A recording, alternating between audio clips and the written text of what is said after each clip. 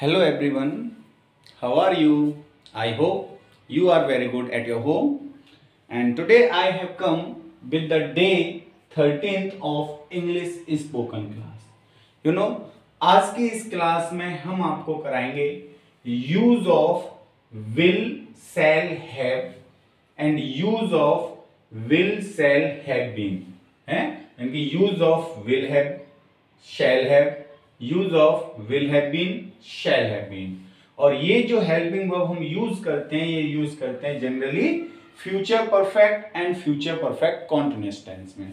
Okay, spoken में इनका use कैसे किया जाता है? जनरली हम जब फ्यूचर की बात, यानी हम कोई बात भविष्य में कर रहे होते हैं और भविष्य में किसी एक निश्चित समय तक कोई काम खत्म हो चुका होता है, तो उन सेंटेंसेस को, या भविष्य में एक निश्चित समय तक काम जारी रहता है, कंटिन्यू रहता है, तो in that condition we use this kind of sentence. Okay, so now let's start the class and understand it very well. So future perfect, future perfect sentence में जो आईडी यूज होती है वो कौन सी आईडी यूज होती है? Will shell plus have, will shell plus have. और इसमें हमेशा वर्ब की, हैव के साथ वर्ब की थर्ड फॉर्म का यूज किया जाता है ना? एक्शन वर्ब की थर्ड फॉर्म का यूज किया जाता है? इसका यूज कहां होता है, किस प्रकार के सेंटेंस में? जैसे अगर हम कहें, यानी this sentence, this verb is express to the sentence, to the action which has happened in the future with a given point of time, यानी फ्यूचर में कोई एक्शन हो चुका होता है किसी एक निश्चित समय तक। जैसे अगर हम कहें वह अब खाना खा चुका होगा, है एग्जाम्पल, यानी कि to express an action which has happened in the future है by given a point of time। इसका मतलब है एक ऐसे एक्शन को डिनोट करता है, एक ऐसे एक्शन को बताता है कि जो भविष्य में एक्शन हो चुका है ना? एक कोई समय दिया गया है, समय तक वो काम हो चुका है तो उसको हम फ्यूचर परफेक्ट में शो करते हैं। उस एक्शन को हम किस में शो करते हैं? फ्यूचर परफेक्ट में शो करते हैं, है ना? तो देखेंगे वह अब खाना खा चुका होगा, तो जैसे कि he will have eaten the food now, वह अब खाना खा चुका होगा।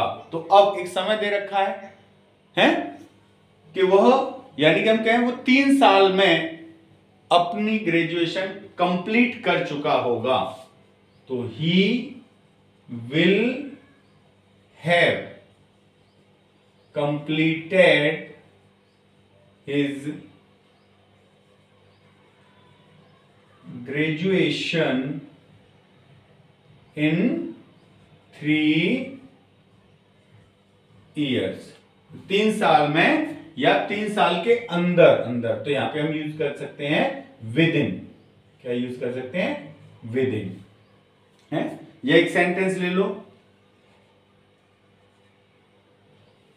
है जैसे कि वह 2025 तक अपनी MBBS कर चुका होगा, तो ही हैज, यानी sorry, he will have completed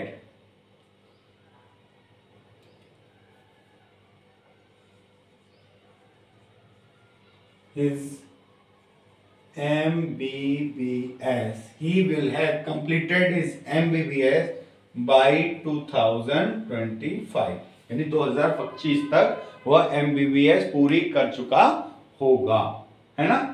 तो ये जो सेंटेंसेस का यूज होता है कि इतने समय तक वह ये काम कर चुका होगा, उसने ये काम कर लिया होगा, या तो इस तरीके की जो एक्शन है होती है ना, उनको हम यूज करते हैं फ्यूचर परफेक्ट सेंटेंस में। और बोलचाल में जनरली इनका यूज किया जाता है कि वो ये काम कर चुका होगा, वो खा चुका होगा, वो जा चुका होगा, है ना। तो ऐसे सेंटेंस किस में यूज किए जाते हैं कि तुम्हारे आने से पहले वो अपना काम खत्म कर चुका होगा, है। ऐसे कॉम्प्लेक्स सेंटेंस भी आ जाते हैं कि तुम्हारे आने से पहले वो अपना काम खत्म कर चुका होगा। कैसे सेंटेंस को कैसे बनाएंगे? ही will have completed his work before you come। ऐसे सेंटेंसेस में क्या होता है, कॉम्प्लेक्स सेंटेंस होते हैं जिनमें बिफोर का यूज किया जाता है। तो पहला सेंटेंस तो इसमें प्रेजेंट परफेक्ट में यूज किया जाता है, जैसे कि विल हैव और वर्ब की थर्ड फॉर्म। और जो दूसरा सेंटेंस बिफोर के बाद यूज किया जाता है, ये वाला, ये प्रेजेंट इंडेफिनिट में बनता है। किसमें बनता है? प्रेजेंट इंडेफिनिट में। पहला वाला फ्यूचर परफेक्ट में, दूसरा वाला प्रेजेंट इंडेफिनिट में, है ना। तो इसके और बाकी के बचे हुए सेंटेंस देखते हैं।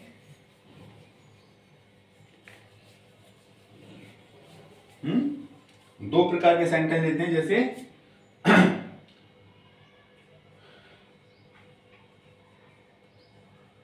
The patient will have died before the doctor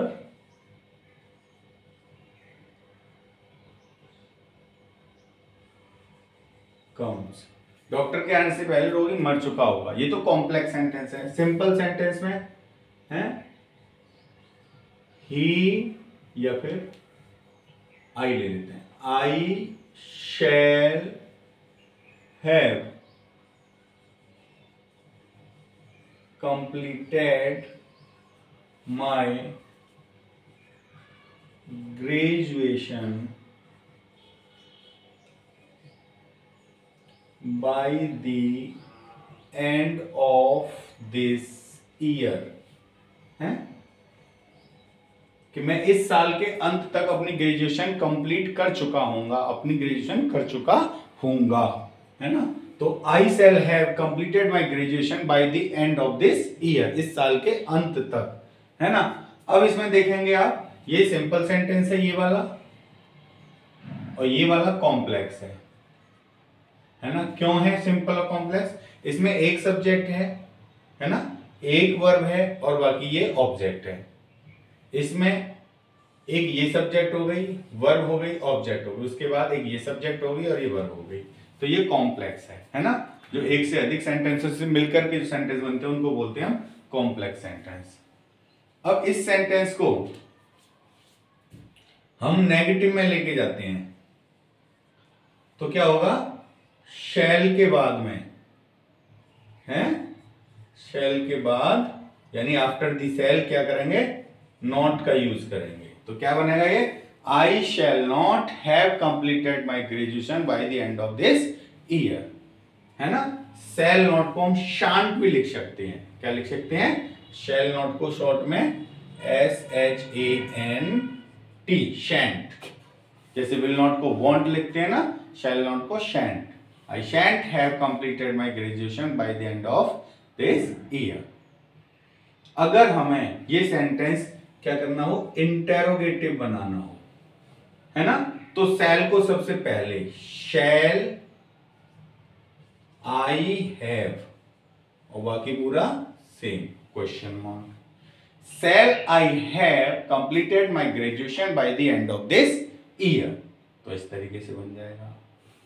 और अगर हमें इंटेरोगेटिव नेगेटिव बनाना हो तो shall I have not, shall I have not, है ना। तो इस तरीके से बनाते हैं। और शॉर्ट में तो shan't I have not, shall not को अगर शॉर्ट में लिखना चाहते हैं तो shan't I have not, इस तरीके से लिख देंगे। इंटेरोगेटिव नेगेटिव बन जाएगा। ओके, अब देखेंगे आप फ्यूचर परफेक्ट कॉन्टिन्यूअस। तो ये पूरा हो गया है, फ्यूचर परफेक्ट समझ में आ चुका होगा। फ्यूचर परफेक्ट कॉन्टिन्यूस का यूज। इसमें क्या होता है, इसमें तो कोई काम खत्म चुका होता है कि एक पॉइंट तक, एक समय तक फ्यूचर में कोई काम फिनिश हो गया है ना। तो फ्यूचर परफेक्ट यानी सेंटेंस कौन सा, to express an action which have been completed in the future for given point of time. एक दिए हुए निश्चित समय तक क्या होता है, कोई भी एक्शन खत्म चुका होता है। तो this sentence is called future perfect. And next is future perfect continuous.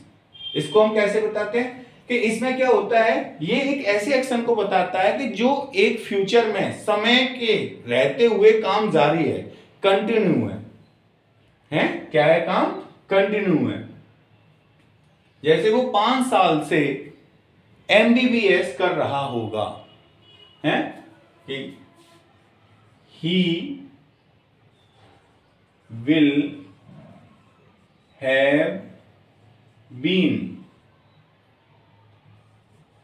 doing his MBBS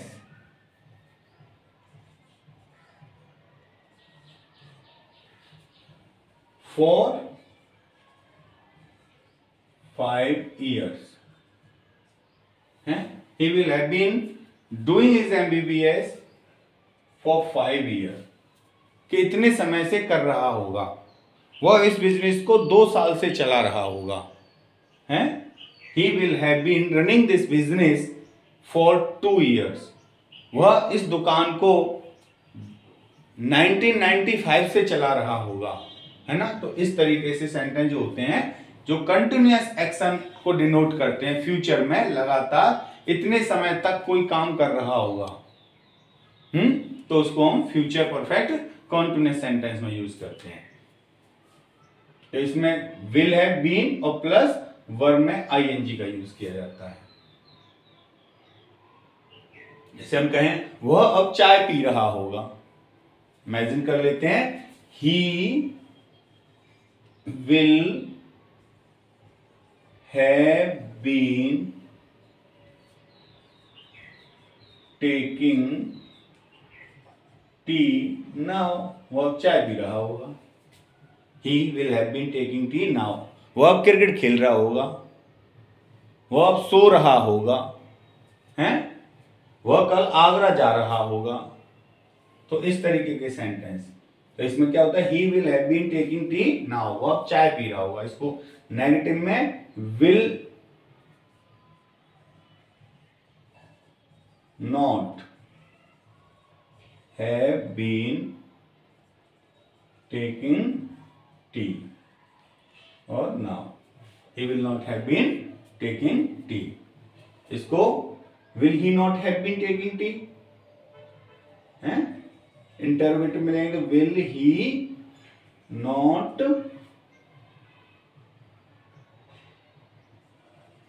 have been taking T.